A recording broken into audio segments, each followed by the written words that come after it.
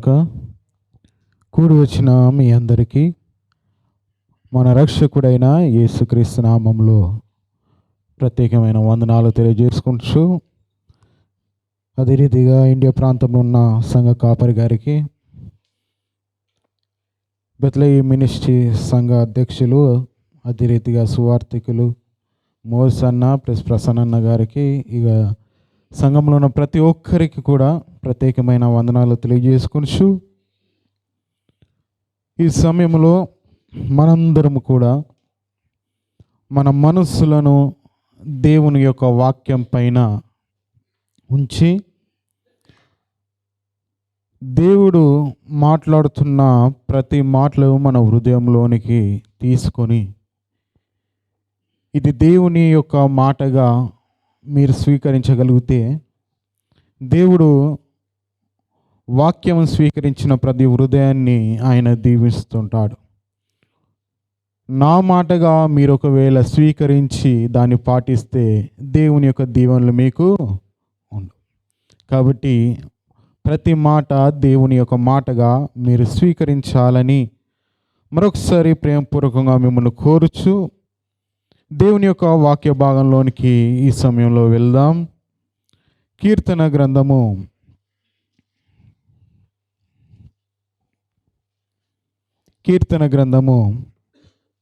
42వ అధ్యాయము.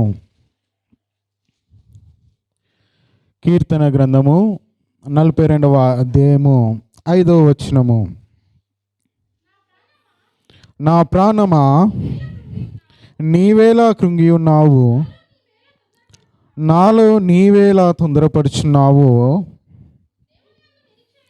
ఆ దేవుని యందు నిరీక్షణ ఉంచుము, ఆయనే నా రక్షణకర్త అనియు నా దేవుడనియు చెప్పుకొనుచు ఇంకా నేను ఆయనను స్తుతించెదను. అదే రీతిగా 11వ వచనం కూడా మరొకసారి చదువుదాం. నా ప్రాణమా నీవేలా కృంగి ఉన్నావు, నాలో నీవేలా తొందరపడుచున్నావు. దేవుని యందు నిరీక్షణ ఉంచుము, ఆయనే నా రక్షణకర్త నా దేవుడు, ఇంకను నేను ఆయన స్తుతించెదను. ఇంకొక మాట, 43వ అధ్యాయము 5వ వచనం కూడా ఒకసారి చదవండి. ఇంకొకటి చదవండి. నా ప్రాణమా నీవేలా కృంగి ఉన్నావు, నాలో నీవేలా తొందరపడుచున్నావు. దేవుని యందు నిరీక్షణ ఉంచుము, ఆయనే నా రక్షణకర్త నా దేవుడు, ఇంకను నేను ఆయనను స్తుతించెదను. చిన్న ప్రార్థన చేసుకుందాం. అందరి కళ్ళు మూసుకున్నట్టయితే ప్రార్థన. పరిశుద్ధుడా, ప్రేమగల ప్రియ పరలోక తండ్రి, జీవముగల దేవా, నీ ఘనమైన నామాన్ని బట్టి మేము స్తుతిస్తూ గణపరుస్తూ, ఇదిగోనైనా మరొకసారి పునరుత్థాన దినమున సంఘముగా మేమందరం కూడి నిన్ను ఆరాధించే మంచి భాగ్యాన్ని మాకు అనుగ్రహించావు. ఈ సమయంలో నీ యొక్క జీవవాక్కుల కొరకునైనా మేము ఆశపడుచుండగానైనా, ఆశపడే ప్రతి పానాన్నినైనా తృప్తిపరిచి దేవుడు, ఇదిగో నీ వాక్యం చేత మా హృదయాలను నింపండి. మీ వాక్యం చేత మా హృదయాలను తెప్పరిలా చేయండి. నీ వాక్యం మా హృదయంలోనైనా మేము మా హృదయమైన పలకల మీద వ్రాసుకొని అనునిత్యము ఈ లోకం బ్రతుకున్నంత కాలం నీ వాక్యం సారగా జీవించి నిన్ను మయంపరిచినైనా మీరు ఉండే లోకంలో మేమందరం కూడా ఉండేలాగా నా కృపనుంచమని, నా నోట మీ మాట ఉంచి మీ యొక్క పరిశుద్ధ సహాయాన్ని నాకు అనుగ్రహించమని, నన్ను బలపరిచి మీరే వాడుకోమని యేసుక్రీస్తు నామములో ప్రార్థించి వేడుకుంటున్నాం తండ్రి. ప్రియమైన దేవుని సంగమా, ఇంతవరకు చదవబడిన 3 వచనాలు కూడా ఒకేలా ఉన్నావా, వేరువేరులా ఉన్నావా? ఏమండి? ఒకటే మాట. ఇది ఎవరు రాశారు అంటే, కీర్తన గ్రంథం 2వ భాగము అంటే ద్వితీయ స్కందము 1వ అధ్యాయమే, అంటే 42వ అధ్యాయం ఎవరు అంటే కోరాహు కుమారులు రాశారు. ఈ కోరాహు కుమారులు ఒకే మాటను 3 సార్లు రాశారు. 42వ అధ్యాయంలో 2 సార్లు అయితే 43వ అధ్యాయంలో ఒక్కసారి. ఏంటి ఈ మాటను 3 సార్లు రాశారు? ఈ మాట యొక్క అర్థం ఏంటి? ఈ మాటలో ఉన్న భావం ఏంటి అనేది ఇదేనా మనము ఆలోచన చేద్దాం. మొదటిగా చదవబడితే ఒకసారి చూడండి, 42వ అధ్యాయం 5వ వచనంలో, నా ప్రాణమా నీవేలా కృంగి ఉన్నావు, నాలో నీవేలా తొందరపడుచున్నావు, దేవుని యందు నిరీక్షణ ఉంచుము. ఇక్కడ 3 మాటలు కనిపిస్తున్నాయి. ఒకటి కృంగుబాటు, కృంగిపోవడము. రెండవది తొందరపాటు, తొందరపడము. మూడవది అనగా నిరీక్షణ. నిరీక్షణ అనగా ఆశపడము లేదంటే ఎదురు చూడడము. ఈ 3 విషయాలు మనకి ఇక్కడ కనిపిస్తున్నాయి. భక్తులనే వారు వారి యొక్క జీవితంలో కృంగిపోతున్నట్టు అక్కడ తెలియజేస్తున్నారు. నా ప్రాణమా, వారి యొక్క ప్రాణంతో తెలియజేస్తున్నారు, నా ప్రాణమా నాలో నీవెందుకు కృంగితున్నావు, ఎందుకు కృంగితున్నావు, ఎందుకు నీవు దీనస్థితిలోనికి దిగజారుచున్నావు, ఎందుకు నీవు పడిపోచున్నావు. మరలా కింది మాట అంటున్నాడు, నా ప్రాణమా నీవేలా తొందర పడుచున్నావని తన ప్రాణాలతోని తన వారితో చెప్పుకుంటున్నారు. తొందరపాటు, కృంగిపోవడము ఇవి మానవ జీవితానికి చాలా నష్టాన్ని తీసుకొచ్చేటివి. ఈ కృంగుబాటులో మానసికంగా ధైర్యము లేకుండా దినదినము కృషించిపోతుంటారు. శారీరకంగా మానసికంగా ఏమైపోతున్నారు, కృంగిపోతుంటారు. ఈ కృంగుబాటు అనేది ఏం చేస్తుందంటే డిప్రెషన్లోనికి తీసుకెళ్ళిపోతుంటుంది. అప్పుడు దేవుడు అంటే లెక్క లేకుండా, మనుషులంటే లెక్క లేకుండా, బంధుమిత్రులు అంటే లెక్క లేకుండా వారు మాత్రమే జీవించే స్థితిలోనికి వెళ్ళిపోతుంటారు. కృంగుబాటు, తొందరపాటు కూడా ఏం చేస్తుంటుందంటే కొన్నిసార్లు మనని నష్టాలలోనికి తీసుకెళ్తుంటుంది. అందుకని పెద్దలు అంటారు ఏంటంటే తొందరపాటు మంచిది కాదు అంటారు. తొందరపాటు మంచిది కాదు అంటారు. తొందరపాటు వలన ఎన్నో నష్టాలు. కొన్నిసార్లు తొందరపాటు వలన ఒక మాట అంటాం, కానీ దాని ద్వారా ఎంతో నష్టం అనేది పొందుకుంటాం. తొందరపాటు కూడా మంచిది కాదు. ఇదిగో వారి ప్రాణాలతోని చెప్పుకుంటున్నారు, నా ప్రాణమా నాలో నీవేలా కృంగుచున్నావు, నా ప్రాణమా నాలో నీవేలా తొందరపడుచున్నావు అని చెప్పుతూ ఒక ధైర్యమైన మాటను మరలా తెలియజేస్తున్నారు. ఏంటంటే నా దేవుని యందు నిరీక్షణ ఉంచు. మానవుడైన నీవు కృంగిపోయినా, మానవుడైన నీవు తొందరపడ్డా, ఇదిగో నీవు నమ్ముకున్న దేవుడు ఉన్నాడని మాత్రం ఎప్పుడు కూడా మర్చిపోకూడదు.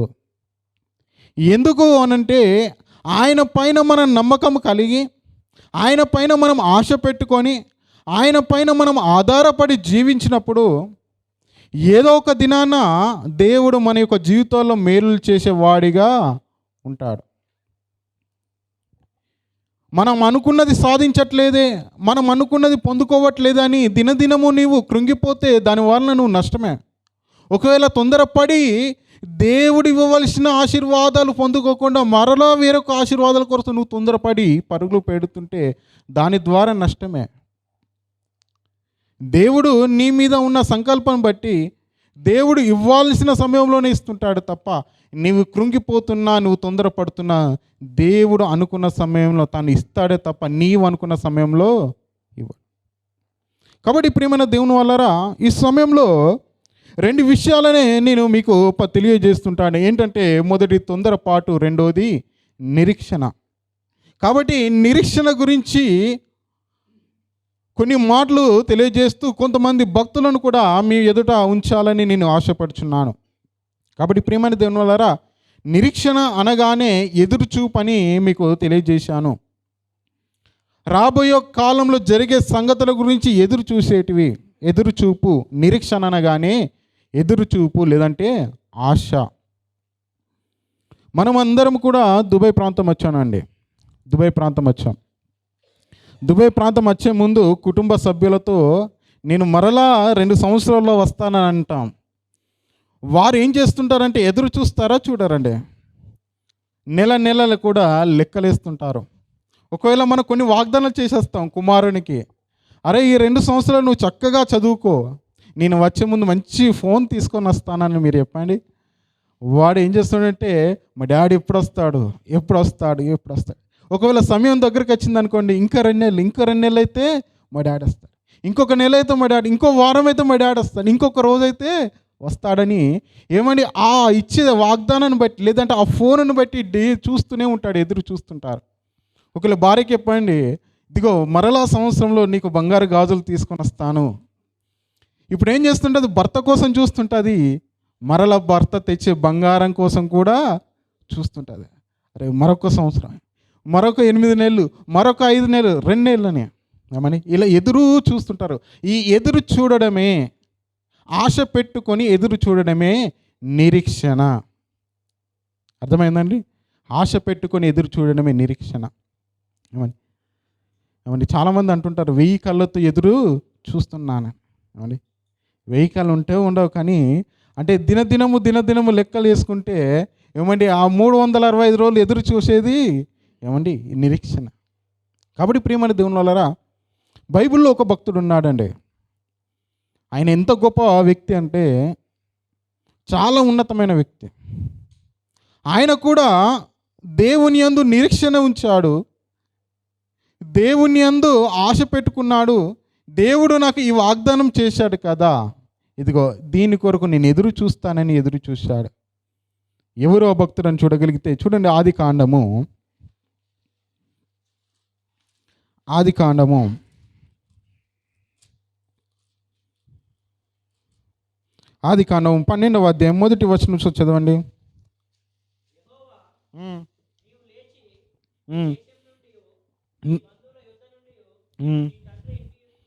నీ తండ్రి ఇంటి నుండి బయలుదేరి నేను నీకు చూపించు దేశంలోకి వెళ్ళుము, నిన్ను గొప్ప జనముగా చేసి నిన్ను ఆశీర్వదించి నీ నామమును గొప్ప చేయుదును, నీవు ఆశీర్వాదకరముగా ఉందువు అంటున్నాడు. ఇక్కడ చూడగలిగితే ఈ వాగ్దానం ఎవరిదంటే అబ్రాహాము గారిది.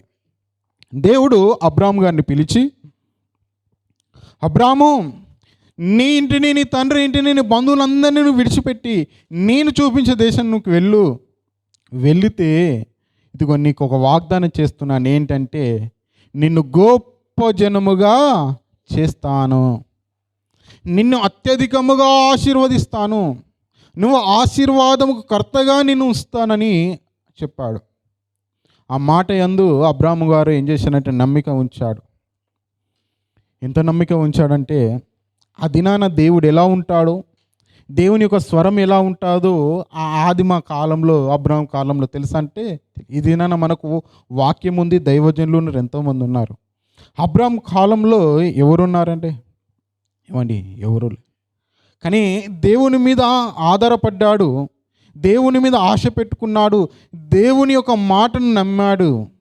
నమ్మి ఏం చేశాడంటే తన తండ్రి ఇంటిని, తన బంధువులను, అక్కచెల్లందరినీ విడిచిపెట్టి ఇదిగో వచ్చాడు. దేవుడు ఏం చెప్పాడు, నిన్ను అత్యధికముగా చేస్తాను, గొప్ప జనముగా చేస్తానన్నాడు, నిన్ను ఆశీర్వదిస్తానన్నాడు. బాగానే ఉంది. దేవుని చేత అధికముగా ఆశీర్వదించబడ్డాడు. ఎంత అధికముగా అంటే దేవుని యొక్క వాక్యం సెలవిస్తుందంటే లోతు అబ్రాహాము గారు ఇద్దరు నివసించడానికి అంట వారికి ఆ యొక్క దేశం అనేది సరిపోదంట. అంటే వారు నివసిస్తున్న ప్రదేశము సరిపోతలేదు.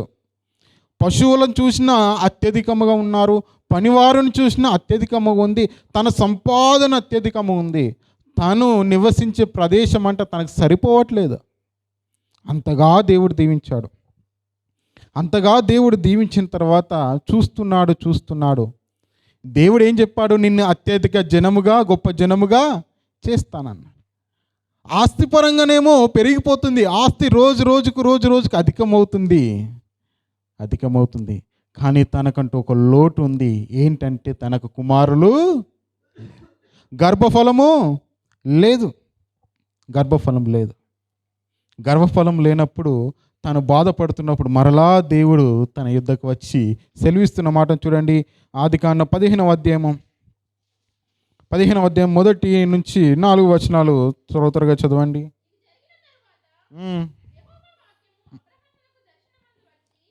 యెహోవా వాక్యము అబ్రహామునకు దర్శనమునందు వచ్చి, అబ్రహామా భయపడకుము, నేను నీకు కేడము, నీ బహుమానము అత్యధికమని చెప్పాను. అందుకు అబ్రాము, ప్రభువా అయిన యెహోవా నాకేమి ఇచ్చినేమి, నేను సంతానము లేని వాడినైపోచున్నానే. దమస్కు ఎలియాజరే నా ఇంటికర్త యగును కదా, గనుక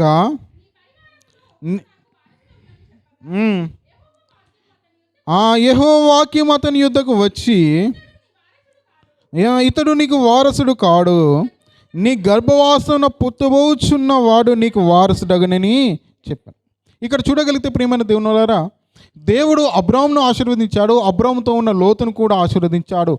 వారి యొక్క ఆస్తి అధికము అవుతుంది, వారు నివసించలేనంతగా, స్థలం సరిపోనంతగా ఏమని వారి ఆస్తి ఎక్కువైపోయింది. మరలా దేవుని యొక్క వాక్యం దర్శనమందు వచ్చింది, అబ్రామా భయపడముకు, ఇదిగో నేను నీకు కేయడము, నీ బహుమానం అత్యధికమును. బహుమానం అత్యధికం అనగానే అబ్రామ్ గారు అంటున్నారు, అయ్యా ఎంత ఇచ్చినా నాకేముంది, ఎంత ఇచ్చినా నాకేముంది, ఇంత ఆస్తిని నాకు ఇచ్చావు, ఇంత పశుమందని ఇచ్చావు, ఇన్నిటిని నాకు ఇచ్చావు, ఇన్నిటిని నాకు ఇచ్చినా ఏమని నాకు ఆనందం అనేది ఎందుకు ఆనందము లేదు అని అంటే, అయ్యో నా గర్భవాసనమును పుట్టిన కుమారుడు, ఈ యొక్క ఆస్తిని అనుభవించడానికి నా కుమారులు లేరు అని బాధ. నిజమే ప్రియమైన దేవుని వల్లరా, ఎన్ని కోట్ల ఆస్తులున్నా, ఎన్ని మీడమెద్దలున్నా, గర్భఫలం అనేది లేకపోతే ఏమండి ఎవ్వరికి ఆనందం. ఏమి లేకపోని, ఆస్తి సంపదలు ఏమి లేకపోని, కళ్ళ ముందు పిల్లలు ఉంటే చాలు వారే కోట్ల ఆస్తులని వారిని చూసి ఆనందపడుతుంటారు. కానీ ఏమని ఎన్ని కోట్లున్నా గర్భఫలం లేకుంటే మాత్రం వారు ఎంత ఈ వేదన పడుతుంటారంటే చాలా వేదన పడుతుంటారు, చాలా వేదన. ఎందుకంటే పిల్లలే ఆస్తులుగా చూసేవారు చాలామంది ఉన్నారు, కానీ పిల్లలు లేని ఆస్తి అనుభవించడానికి ఎవరుంటారండి? ఏమండి ఇక్కడ కూడా అబ్రాహాం అదే బాధపడుతున్నారు, అయ్యా నీవు నాకు ఎంత ఇచ్చినా ఏమి, నాకు సంతానము లేదు, నాకు పిల్లలు లేరని బాధపడుతున్నాడు. ఆ బాధపడే టైంలో దేవుడు మరలా తన వాక్యం ద్వారా ఏం సెలవిస్తున్నాడంటే, ఇదిగో నీ గర్భవాసమున పుట్టబోడు, ఇదిగో నీకు వారసుడు అగుతాడు అని మరలా చెప్పాడు. మొదటనేమో ఆయనకు సెలవిచ్చి నిన్ను గొప్పగా జనముగా చేస్తానన్నాడు. కొన్ని సంవత్సరాల తర్వాత వచ్చాడు, మరలా సెలవిస్తున్నాడు ఏంటంటే నీ గర్భవాసమున పుట్టేవాడు నీకు వారసుడు అవుతా అన్నాడు. మరలా ఎదురు చూస్తున్నాడు. వెంటనే ఏమండి శారా గర్భం ధరించిందంటే లేదు. మరలా చూడండి 17వ అధ్యాయము 3వ వచనం నుండి 6వ వచనం ఒకసారి చదవండి. అబ్రహాము సాగిలపడి ఉండగా ఆ దేవుడు అతనితో మాట్లాడి, నేను నియమించిన నా నిబంధన నీతో చేసి ఉన్నాను, నీవు అనేక జనములకు తండ్రి వగుదువు, మరియు ఇక మీదట నీ పేరు అబ్రహాము అనబడదు, నిన్ను అనేక జనములకు తండ్రిగా నియమించింది కనుక నీ పేరు అబ్రహాము అనబడును, నీకు అత్యధికముగా సంతానావృద్ధిని కలుగజేసి నీలో నుండి జనములు వచ్చినట్లు నియమించుదును, రాజులు నీలో నుండి వచ్చును. ఇప్పుడు చూడండి, దేవుడు పిలిచినప్పుడు ఆయన వయసు ఇంచుమించు 60 నుండి 70 సంవత్సరాలు. తదుపరి కొన్ని 5 సంవత్సరాల తర్వాత మరలా కలిశాడు అనుకోండి. దర్శనమందు సెలవిచ్చాడు, కేడము బహుమానం అత్యధికమవుతున్నప్పుడు అప్పుడు బాధతో అన్నాడు, అయ్యా నువ్వు నాకేమి ఇచ్చినేమి, నాకు సంతానము లేనివాడనని. మరలా అప్పుడు దేవుడు ఇచ్చాడు ఏంటంటే నీ గర్భవాసన పుట్టవాడే నీకు వారసుడు అవుతాడు, నీ ఆస్తికి అతడే వారసుడు అని దేవుడు సెలవిచ్చాడు. మరలా ఎదురు చూస్తున్నాడు. గర్భం దాల్చలేదు. మరలా చూస్తున్నాడు. మరలా దేవుని యొక్క వాక్యం మరలా వచ్చింది. దేవుడు వచ్చాడు, ఇదిగో సెలవిస్తున్నాడంటే నీవు అనేక జన్మలకు తండ్రి అవుతావు, ఇదిగో జనములు నీలో నుండి వస్తారు, రాజులు నీలో నుండి వస్తారు, నిన్ను అత్యధికముగా ఆశీర్వదిస్తాను, గొప్ప జనముగా చేస్తానంటే ఒక్కడికే దిక్కు లేదు. ఇక్కడ ఏమంటున్నాడు? గొప్ప జనముగా. ఇప్పుడు చూడండి, మొదటిసారి అయిపోయింది, రెండవసారి అయిపోయింది, మూడవసారి కూడా అయిపోయింది. ఈ మూడవసారి కూడా దేవుని యొక్క వాగ్దానము అబ్రాహాము యొక్క జీవితంలో నెరవేర్చిందంటే లేదు. మొదటగా దేవుడు దర్శించి తల్లిదండ్రుల కుటుంబం నుండి వేరుగమ్మన్నాడు. రెండవదిగా ఆయన దర్శనమందు వచ్చి వాక్య రూపంలో వచ్చి ఇదిగో తనకు వాగ్దానం చేశాడు. ఇక్కడ మూడవసారి చూడగలిగితే యెహోవాయే ఇదిగో అతనికి సెలవిస్తున్నాడు. ఇదిగో నాలుగోసారి మరలా ఒకసారి వాగ్దానం చేస్తారు. ఎవరి చేత అంటే ఏమండి? దేవ దూతలు. మమ్రే వృక్షం కింద అబ్రాహాము గారు కూర్చుంటారు. ఎదురుగా నుండి ముగ్గురు మనుషులు నడుచుకుంటూ వస్తారు. వారికి సాగిలపడి వారికి ఆతిథ్యం ఇచ్చిన తర్వాత ఏమండి? ఆతిథ్యం ఇచ్చిన తర్వాత వారు ఏమని ఆశీర్వదిస్తారో చూస్తారా? 18వ అధ్యాయము ఆదికాండం 18వ అధ్యాయము 10వ వచనం ఒకసారి చదవండి. అందుకు ఆయన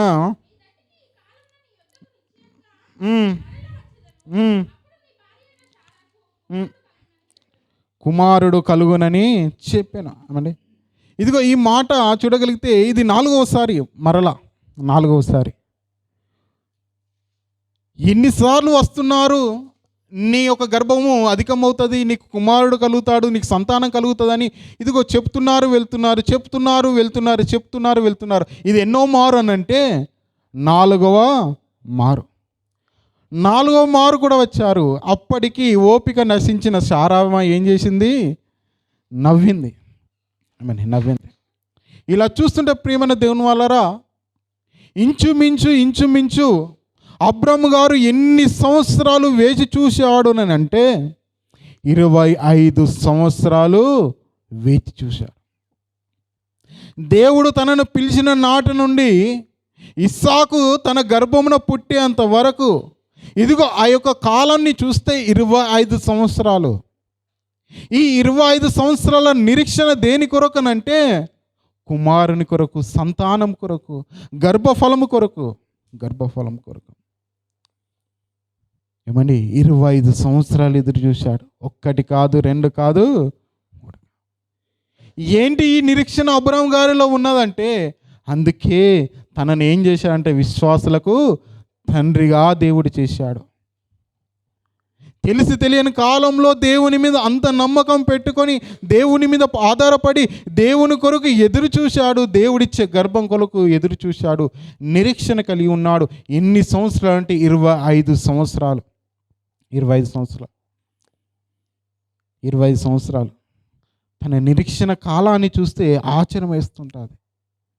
25 సంవత్సరాలు ఎంతగా ఓపిక పట్టాడు, 25 సంవత్సరాలు ఎంత ఆశపడ్డాడో. 25 సంవత్సరాలు తన పనివారిని చూస్తే వారు ఎంతమంది పిల్లల్ని కన్నారు.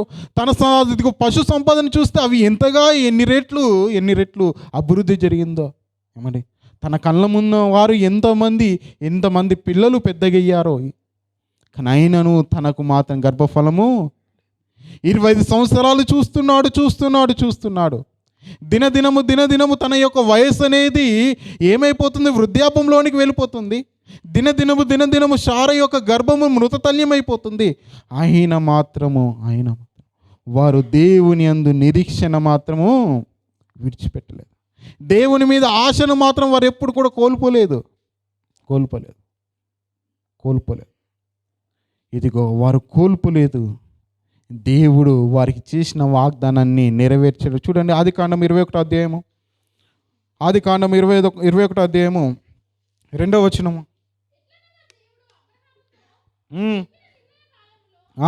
చెప్పిన నిర్ణయ కాలములో శారా గర్భవతి అయి అతని ముసలితనమందు అతనికి కుమారుని కనెను.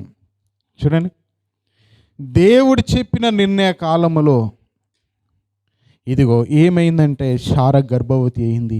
అబ్రాహాము గారికి కుమారుడు కలిగాడు. ఈ నిరీక్షణ ఎన్ని సంవత్సరాలు అంటే 25 సంవత్సరాల నిరీక్షణ. ఆ 25 సంవత్సరాలు ఎంతోమంది అవమానించారేమో.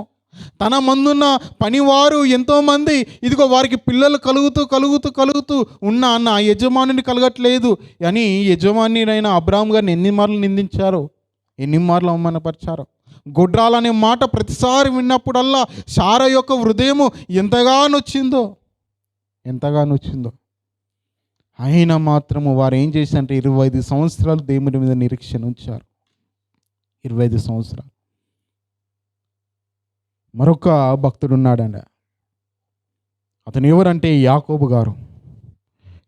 గారు కూడా దేవుని చేత ఆశీర్వాదము పొందుకోవాలని, దేవుడు అనుగ్రహించి ఆశీర్వాదము తన జీవితంలో పొందుకోవాలని ఆయన ఎన్ని సంవత్సరాలు కష్టాలలో ఉన్నాడు, ఎన్ని సంవత్సరాలు నష్టాలలో ఉన్నాడు, ఎన్ని సంవత్సరాలు మామ చేత ఎంత బాధింపబడ్డాడో చూడగలిగితే ఒకసారి చూడండి. ఆదికాండం 31వ అధ్యాయము,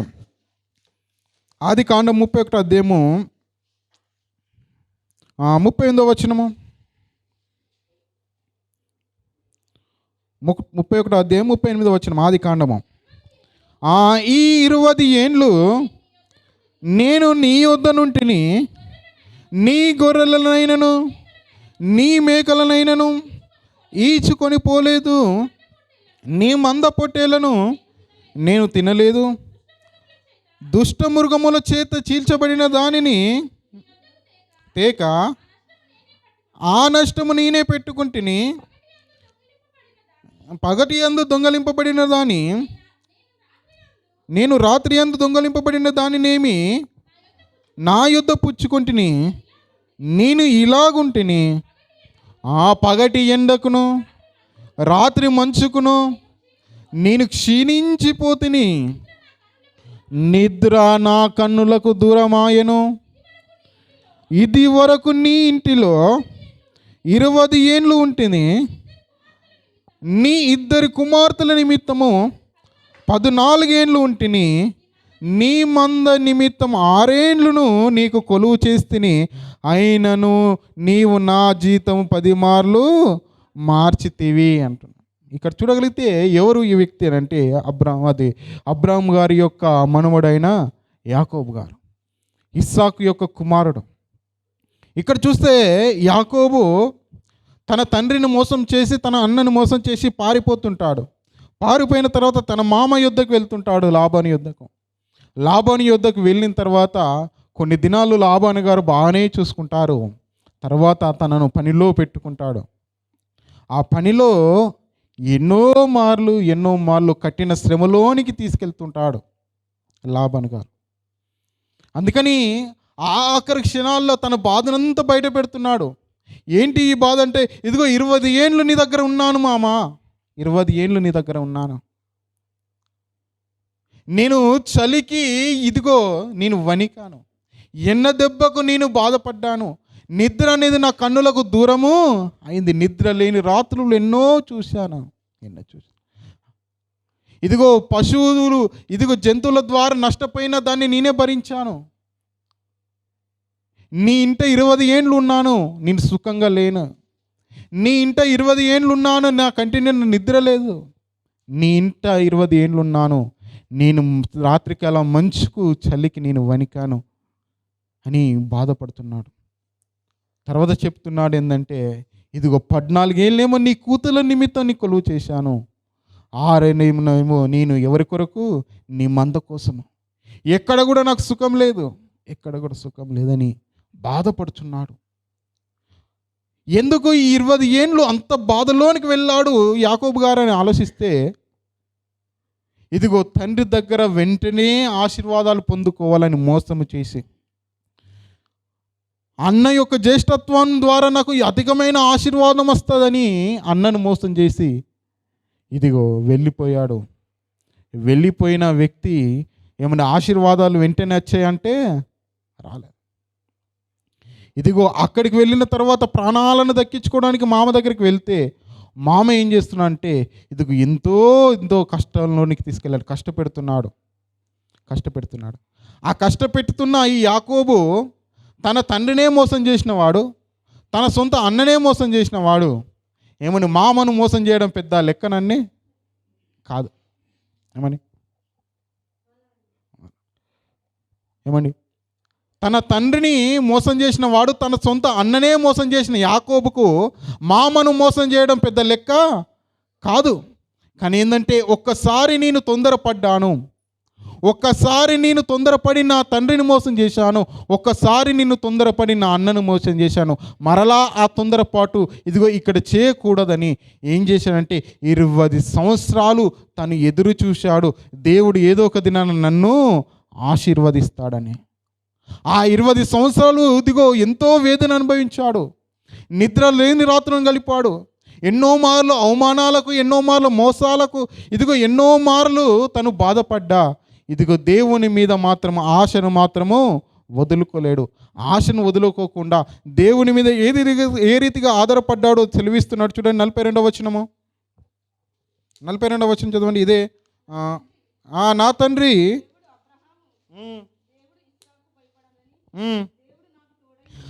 దేవుడు నాకు తోడయుండిన యెడల నీవు నిశ్చయముగా నన్ను వట్టి చేతులతోనే పంపివేయుదువు. దేవుడు నా ప్రయాసమును నా చేతుల కష్టమును చూచి పోయిన రాత్రి నిన్ను గద్దించినని మరి చూడండి, దేవుని మీద ఆధారపడుచున్నాడు. ఎప్పుడంటే ఇది ఒక కష్టాల్లోనికి వెళ్ళిన తర్వాత. అదే తండ్రి దగ్గర ఉన్నప్పుడు తనకు కష్టం ఉందంటే లేదు, ఎందుకంటే ఇస్సాకు దగ్గర ఎంతో ఆస్తి, తండ్రి అయిన అబ్రాహాం దగ్గర ఎంతో ఆస్తి ఉంది. ఇదిగో తండ్రి అయిన ఇస్సాకు దగ్గర కూడా అంతే ఆస్తి. ఇదిగో ఇస్సాకు దగ్గర కూడా ఆస్తి ఉంది, అక్కడ కష్టం అనేదే లేదు, బాధ అనేది లేదు. కానీ తొందరపాటు నిర్ణయం ఏం చేసిందంటే 20 ఏండ్లు కష్టాల్లోనికి తీసుకెళ్ళింది, 20 ఏండ్లు కష్టాల్లోనికి తీసుకెళ్ళింది. కానీ ఆ 20 ఏండ్లు తొందరపడలేదు నాన్న, ఎందుకంటే నా దేవుడు నా యొక్క చేతుల కష్టాన్ని మాత్రము ఏమన్నా వ్యర్థము చెయ్యడు, ఏదో ఒక దినాన్ని ఆశీర్వదిస్తాడని ఇదిగో చేశాడు. నిజమే ప్రేమని దేవుళ్ళరా, యాకోబును దేవుడు ఎంతగా ఆశీర్వదిస్తాడంటే చాలా ఉన్నతంగా ఆశీర్వదిస్తాడు. నేటికి ఒక దేశానికి యాకోబు యొక్క పేరు ఇప్పటికీ నిలిచి ఉంది అని అంటే అది ఆశీర్వాదం కానే కాదు. ఇజ్రాయేలు అని పేరు మార్చి దేవుడు ఎంతగా ఆశీర్వదిస్తుంటాడు, ఇజ్రాయేల్ జనాంగముగా దేవుడు ఏర్పరచుకుంటాడు. ఏమండి చాలా ఉన్నతముగా. ఈనాటికి కూడా ఇజ్రాయెల్ అనే దేశము ఉంది అని అంటే, ఈనాటికి కూడా ఆ పేరు ఆ దేశానికి పెట్టబడి ఉందంటే దేవుడు ఆ దినాన చేసిన వాగ్దానమే, దేవుడు ఆ దినాన చేసిన ఆశీర్వాదం. అందుకని నేటికి చూడండి, ఆ దేశాన్ని ఎవ్వరు కూడా టచ్ చేయలేరు. ఎంతోమంది శత్రువులు ఉన్నప్పటికీ ఆ దేశాన్ని టచ్ కూడా చేయట్లేదు. ఎన్ని యుద్ధాలైనా కానీ ఏమంటే ఎప్పుడు కూడా ఓటమి అనేది ఆ దేశానికి లేదు. ఇప్పటికీ చాలా యుద్ధాలు అయినా ఆ దేశాన్ని మాత్రము ఎవ్వరు కూడా ముట్టుతలేరు. ఎందుకు అంటే ఇదిగో దేవుడిచ్చిన ఆ ఆశీర్వాదమే. ఎట్లా అనగా 20 సంవత్సరాల తన నిరీక్షణ దేవుడు చూశాడు, 20 సంవత్సరాల తన నిరీక్షణ దేవుడు చూసే ఇచ్చాడు ఆ ఆశీర్వాదం. కాబట్టి ప్రియమైన దేవుని వల్ల చూడండి ఎంత గొప్పగా దేవుడు ఆశీర్వదిస్తుంటాడు. ఎలాగనంటే మనం నిరీక్షణ కలిగి ఉన్నప్పుడే. అబ్రాహాం గారి యొక్క నిరీక్షణ 25 సంవత్సరాలు అయితే యాకోబు గారి యొక్క నిరీక్షణ 20 ఏండ్లు. మరలో క్రొత్త నిబంధన గ్రంథంలో ఒక భక్తుడు ఉంటాడండి. ఆ భక్తుని చూసి మనం ముందుకు పోదాం. చూడగలిగితే యోహాను సువార్త 5వ అధ్యాయము, యోహాను సువార్త 5వ అధ్యాయము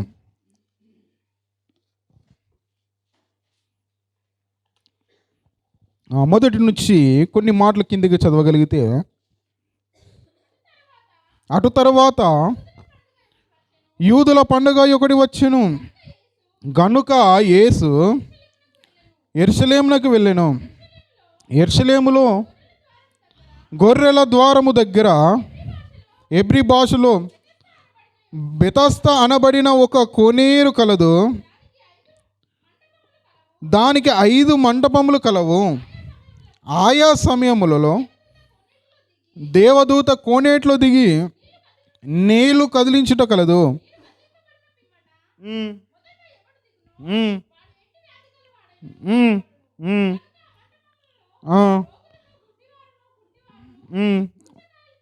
ఆ, ఉమ్, గుంపులుగా పడి ఉండరు. ఇక్కడ చూడండి ప్రియమైన దేవునాలరా, యెరూషలేములో ఒక ద్వారం ఉందండి, ఒక గుమ్మము. అదేంటంటే గొర్రెల ద్వారం అని. యెరూషలేము ప్రాకారం చుట్టూ అనేక ద్వారాలు ఉన్నాయి. అందులో ఇది ఒకటి ఏంటంటే గొర్రెల ద్వారము. ఈ గొర్రెల ద్వారము దగ్గర ఒక కోనేటి ఉన్నది. కోనేటి, అక్కడ ఒక అద్భుతం జరుగుతుంటుంది. ఏంటంటే ఆయా సమయంలో అప్పుడప్పుడు దేవదూత వచ్చి ఏం చేస్తుంటుందంటే ఆ యొక్క నీటిని కదిలించిన తర్వాత వెళ్ళిపోతుంటుంది. ఆ నీరు కదిలించిన తర్వాత మొట్టమొదటిగా ఎవరో ఆ నీటిలోనికి దిగుతారో వారికి ఏమి జరుగుతుందంటే స్వస్థత అనేది జరుగుతుంటుంది. వాడు ఎట్టి వ్యాధిగ్రస్తుడైనా సరే, ఎలాంటి వ్యాధితో బాధపడుతున్నా సరే, ఎలాంటి స్థితిలో ఉన్నా సరే, వాడికి మాత్రం ఏమవుతుంటుందంటే స్వస్థత అనేది జరుగుతుంటుంది. కాబట్టి ఆ కోనేటి దగ్గర అనేక రోగులు వస్తుంటారు. అనేక రోగులు, ఆ రోగులు వచ్చి అక్కడ వేచి చూస్తుంటారు. దేని కొరకు వేచి చూస్తుంటారంటే దేవదూత ఎప్పుడు వస్తుంది, ఎప్పుడు నీటిని కదిలిస్తుంది, నేను ఎప్పుడు వెళ్ళి ఆ నీటిలో దిగుతానని ఎదురు చూస్తుంటారు. అక్కడ ఒక వ్యక్తి ఉన్నాడండి. ఆ వ్యక్తి ఎవరు చూడగలిగితే 5వ వచనం ఒకసారి చదవండి.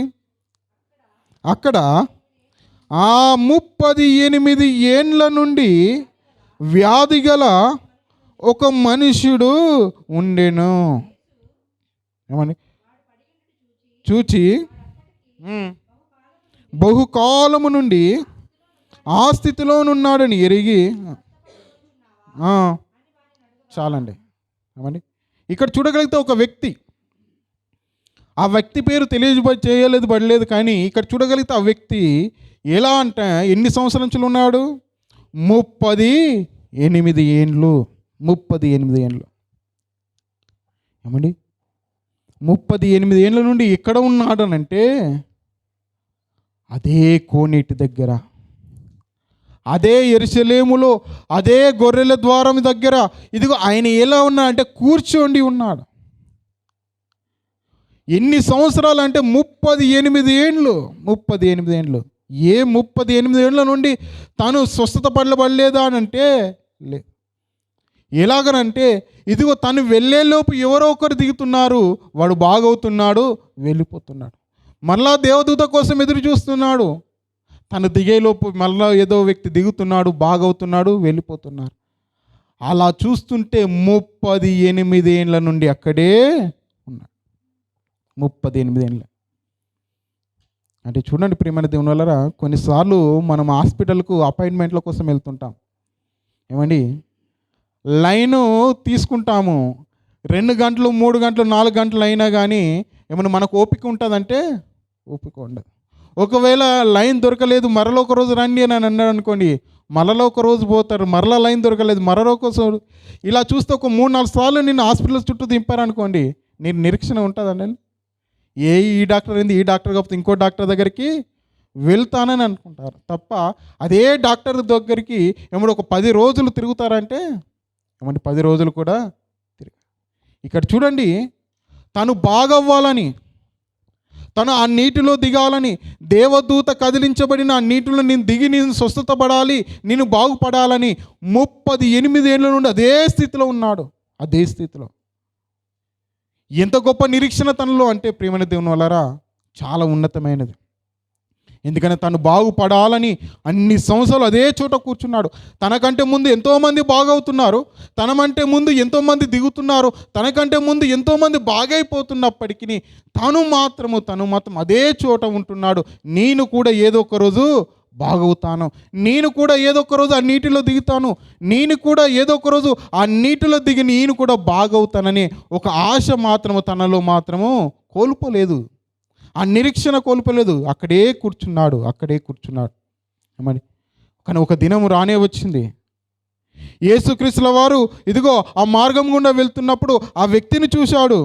ఆ వ్యక్తిని చూసి ఏమంటున్నాడంటే, ఏమండి ఇదిగో నీవు స్వస్థత పడబోర్చున్నావా, నువ్వు బాగుపడబోర్చున్నావని అడిగాడు. అడగడంతోనే ఆ వ్యక్తి అంటున్నాడు, 7వ వచనం చదవండి. ఆ రోగి, అయ్యా నీళ్లు కదిలింపబడి ఉన్నప్పుడు నన్ను కోనేటిలోనికి దించుటకు నాకు ఎవడునూ లేడు గనుక నేను వచ్చినంతలో మరి ఒకడు నాకంటే ముందుగా దిగి ఆయనకు ఉత్తరం ఇచ్చెను. యేసు నీవు లేచి నీ పరుపెత్తుకొని నడుమని వానితో చెప్పగా వెంటనే వాడు స్వస్థత నుండి తన పరుపెత్తుకొని నడిచెను. ప్రియమైన ఇక్కడ చూడండి ప్రియమైన దేవుని వలరా, ఆ కోనేటిలో తనకంట ముందు ఎంతమంది దిగారో, ఎంతమంది బాగైపోయారో, వెళ్ళిపోయారో, కానీ ఇతను మాత్రము అద్భుతమైన రీతిగా బాగుపరచబడ్డాడు. ఎవరి చేత అంటే యేసుక్రీస్తుల వారి చేత.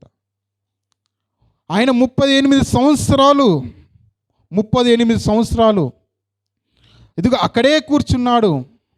కానీ ఆయన యొక్క నిరీక్షణ మాత్రం తనను సిగ్గుపరచలేదు. ఆ నిరీక్షణ తనను అవమానపరచలేదు. ఆ నిరీక్షణ తనను ఎప్పుడు కూడా కృంగదీయలేదు. ఎందుకంటే సాక్షాత్తు యేసుక్రీస్తుల వారి చేతనే బాగుపరచబడ్డాడు. ఇప్పుడు దేవదూత నీటిని కదిలించబడినప్పుడు దాంట్లో దిగినవాడు గొప్పవాడా? యేసుక్రీస్తు చేత బాగుపరచబడ్డవాడు గొప్పవాడా? యేసుక్రీస్తు చేత బాగుపరచబడ్డవాడు. ఇక్కడ ఆశ్చర్యకరమైన విషయం మీకు తెలియజేస్తాను. ఏంటంటే ఇతను ఎంతకాలం నుండి అక్కడ కూర్చున్నాడు? 38 ఏండ్లు. యేసుక్రీస్తుల వారు పరిచర్యలోనికి ఎప్పుడు వచ్చాడంటే 30 సంవత్సరాలు. ఒకవేళ ఈ యొక్క వ్యక్తి దగ్గరకు వచ్చినప్పుడు యేసుక్రీస్తుల వయసు యొక్క చూస్తే 32 సంవత్సరాలు మనకి. అంటే యేసుక్రీస్తుల వారి వయసు ఏమో 32 సంవత్సరాలు, ఇతనేమో అదే చోట కూర్చున్నది 38. అంటే యేసుక్రీస్తు పుట్టకంటే ముందు నుంచి అక్కడ కూర్చున్నాడు. ఎందు నిమిత్తం అంటే సాక్షాత్తు రక్షకుడు చేత బాగుపరచబడడానికి.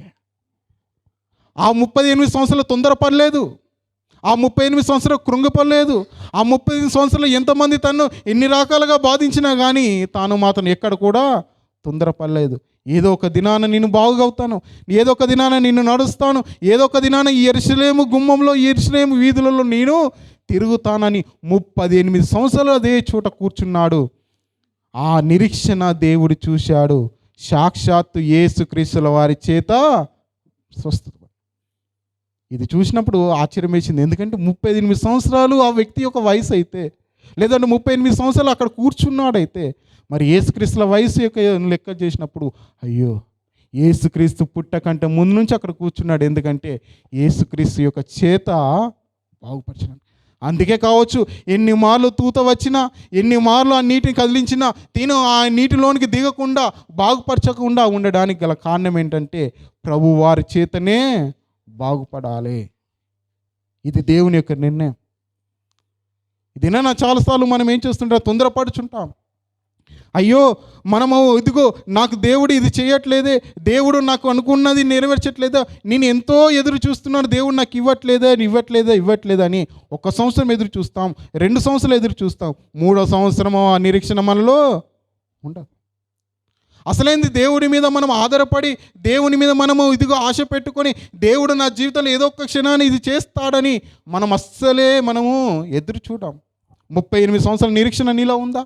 యాకోబులాగా 25 సంవత్సరాల నిరీక్షణ నీలో ఉందా? అబ్రాహాంలాగా 25 సంవత్సరాల నిరీక్షణ నీలో ఉందా?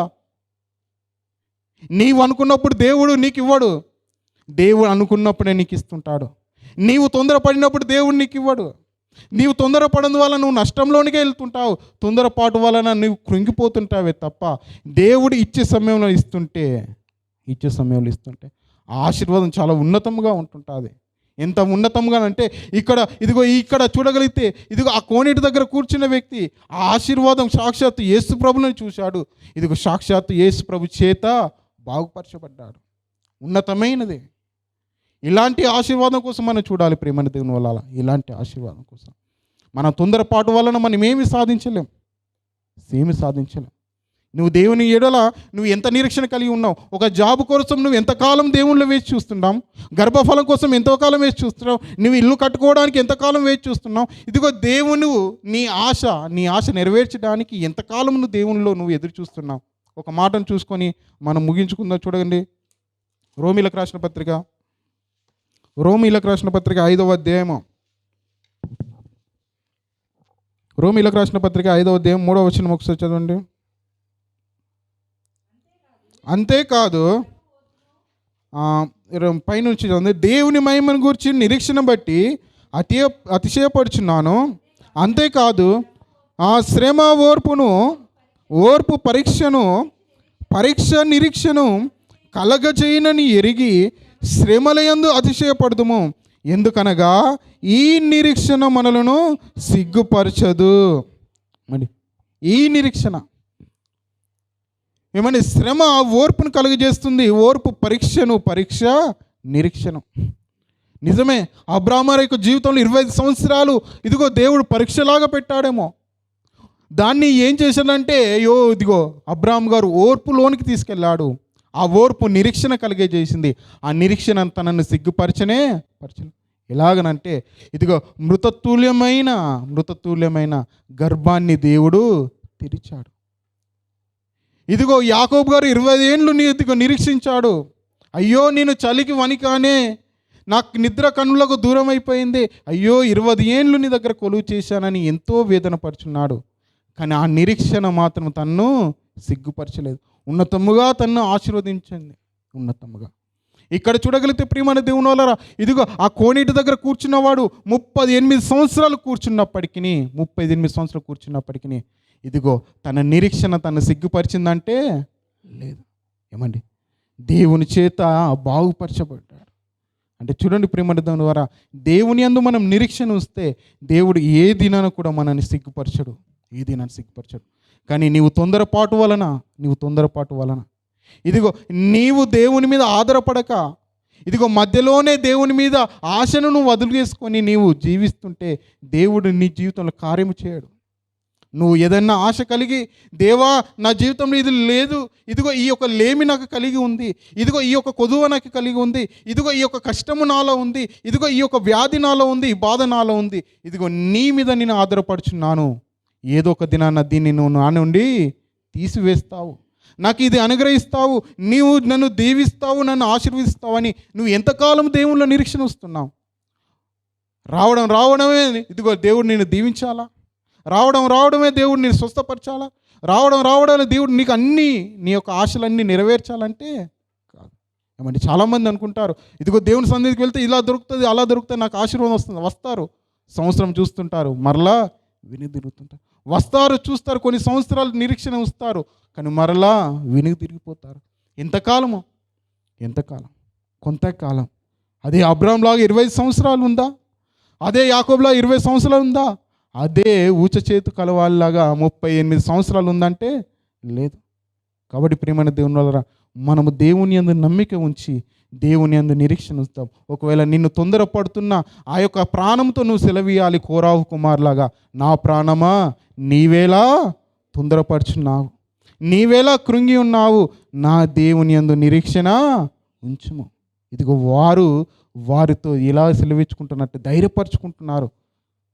నా ప్రాణమా నీవు కృంగకు, నీవు తొందరపడకు, దేవుని యందు నిరీక్షణ ఉంచని ఇదిగో మనము కూడా మనను తొందరపెట్టి మనను కృంగతీసే ఇదిగో ఎలాంటి వచ్చినా ఇదిగో ఈ యొక్క మాట చేత మనం బలపరచబడి ఇదిగో ఏ దినానుకున్నా నా దేవుడు నన్ను సిగ్గుపరచాడని ఒక నిరీక్షణ కలిగి ఉండు. దేవుడు నీకు కావలసిన నీ యొక్క హృదయవాంఛను నెరవేరుస్తుంటాడు, దాని కోరికను తీరుస్తుంటాడు.